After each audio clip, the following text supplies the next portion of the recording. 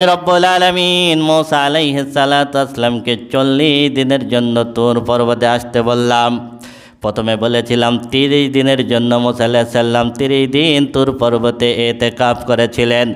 10 দিন আমি রব্বুল আলামিন বাড়ায়া দিলাম, 40 দিন যখন পূর্ণ হলো, মুসা আলাইহিস সালাতু আসসালাম যখন তুর পর্বতে গিয়েছিলেন তখন তার ভাইকে হারুনকে দায়িত্ব দিয়ে গিয়েছিলেন। কি করেছিলেন? হারুনকে দায়িত্ব দিয়ে গেছিলেন, তুমি এদেরকে দেখবা এরা যেন অবাধ্য না হয়। ওয়ালাম্মা জাআ মূসা লিমিকাতিনা ওয়া কাল্লামাহু রাব্বুহু, 40 দিন পর আল্লাহ রাব্বুল আলামিন মুসা আলাইহিস সালাতু আসসালামের সঙ্গে কথা বললেন। যখন কথা বললেন, মুসা এবার বলতেছে, ক্বালা রাব্বি আরিনি আনজুর ইলাইক, আল্লাহ আমি তোমাকে একটু দেখতে চাই, তোমাকে একটু। ক্বালা লান তারানি, আল্লাহ বললেন মুসা আমাকে দেখতে পারবে না, ওয়ালাকিন ইনজুর ইলাল জাবাল, তুমি এই পাহাড়ের দিকে তাকাও, ফাইন ইসতাকাররা মাকানাহু ফাসাউফা তারানি, পাহাড় যদি তার জায়গায় স্থির থাকে তাহলে তুমি আমাকে দেখতে পারবে, তুমি পাহাড়ের দিকে তাকাও। ফালাম্মা তাজাল্লা রাব্বুহু লিল জাবালি জাআলাহু দাক্কা, আল্লাহ রাব্বুল আলামিন তুর পর্বতে আল্লাহ রাব্বুল আলামিন আল্লাহ নূরের সামান্য একটু তাজাল্লি দিলেন। কি দিলেন? তাজাল্লি দিলে পুরা তুর পর্বত পুড়ে গেল এবং আখাররা সাইকা, আখাররা মুসা সাইকা, মুসা আলাইহিস সালাতু আসসালাম বেহুশ হয়ে গেলেন। এখনো পর্যন্ত তুর পর্বত লাল। তুর পর্বতের পাশে যতগুলো পাহাড় আছে সব পাহাড়গুলো স্বাভাবিক পাহাড়ের মতো, কিন্তু একেবারে আগুনে পুরানো কয়লার মতো দবদবে লাল তুর পর্বত এখনো পর্যন্ত। সুবহানাল্লাহ, সুবহানাল্লাহ, সুবহানাল্লাহ। মুসা আলাইহিস সালাতু আসসালাম বেহুশ হয়ে গেলেন। ফালাম্মা আফাকা ক্বালা সুবহানাকা তুবতু ইলাইকা ওয়া আনা আউয়ালুল মুমিনিন, মুসা আলাইহিস সালাতু আসসালামের যখন হুঁশ ফিরল, মুসা আলাইহিস সালাম বললেন, আল্লাহ তোমার পবিত্রতা ঘোষণা করতেছি, তাওবা করতেছি, আমি তোমার প্রতি একনিষ্ঠ ঈমানদার। সুবহানাল্লাহ।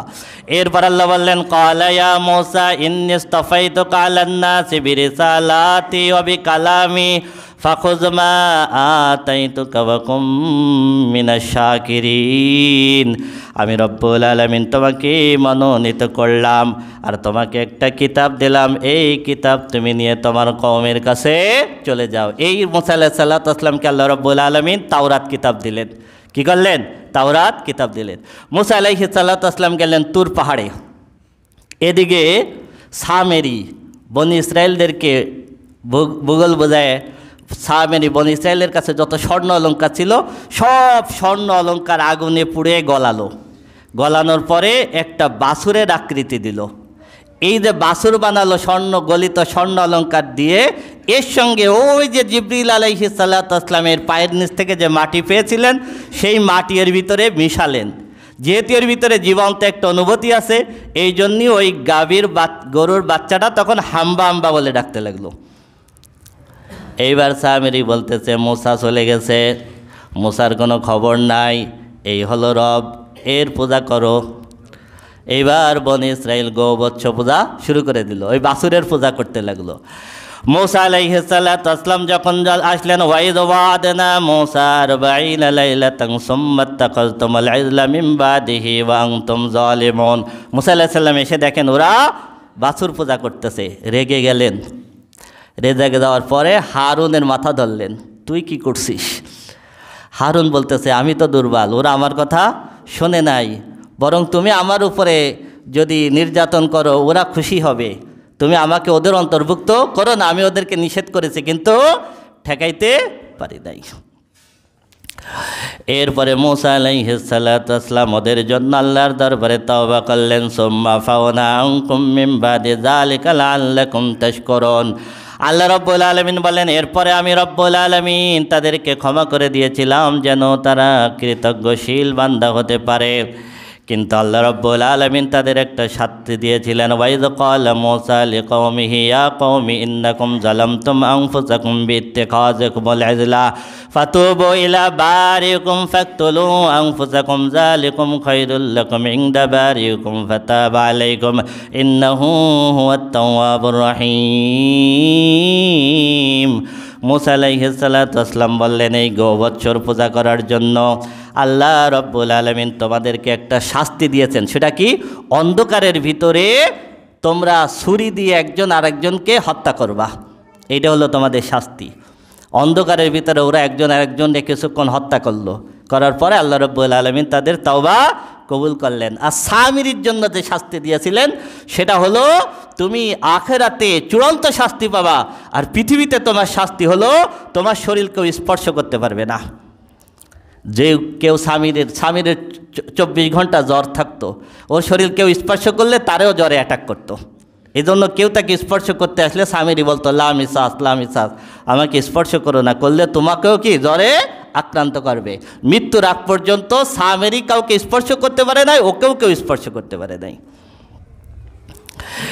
এরপরে বনে ইসরাইল বলল, ওয়াইদ কুলতুম ইয়া মূসা লান নুমিনা লাকা হাত্তা নারাল্লাহা জাহরাতান ফাআখাযাতকুমুস সাইকাতু ওয়া আনতুম তানজুরুন। আমরা তোমার প্রতি ঈমান আনবো না যতক্ষণ পর্যন্ত আমরা নিজেরা আল্লাহকে না দেখতে পারবো। তুমি কোথা থেকে কি কিতাব আনছো? এলো বনি ইসরাইল, এলো কি বনি আল্লাহরে দেখানো লাগবে। এজন্য 12টা গোত্রের থেকে ওরা 70 জন নেতা বাছাই করলো।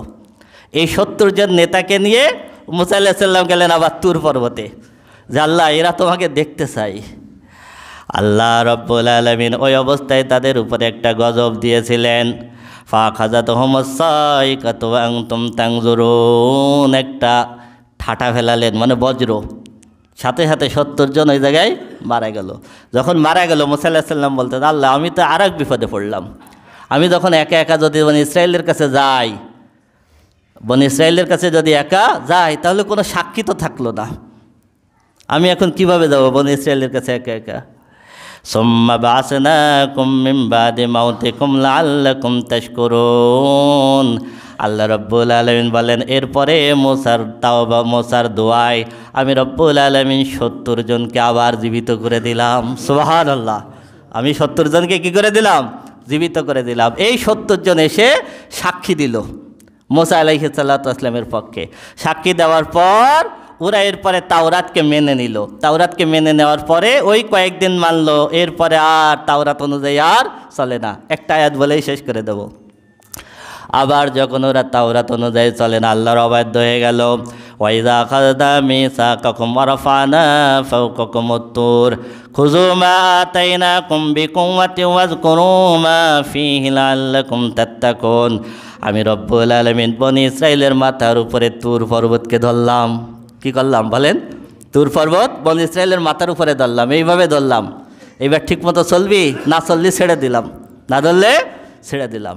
ওরা খাসভাবে তওবা করলো, আর কোনোদিন আল্লাহ তোমার অবাধ্য হব না।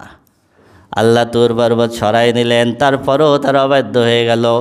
এখন আমাদের মাথার উপরে এরকম একটা পাহাড় ধরা দরকার, তাই না? হ্যাঁ, আমাদের যে অবস্থা, তাদেরকে আমাদের উপরে কিছু একটা ধরা দরকার। আল্লাহ রাব্বুল আলামিন আমাদের উপলব্ধি করার তৌফিক দেন, আমিন।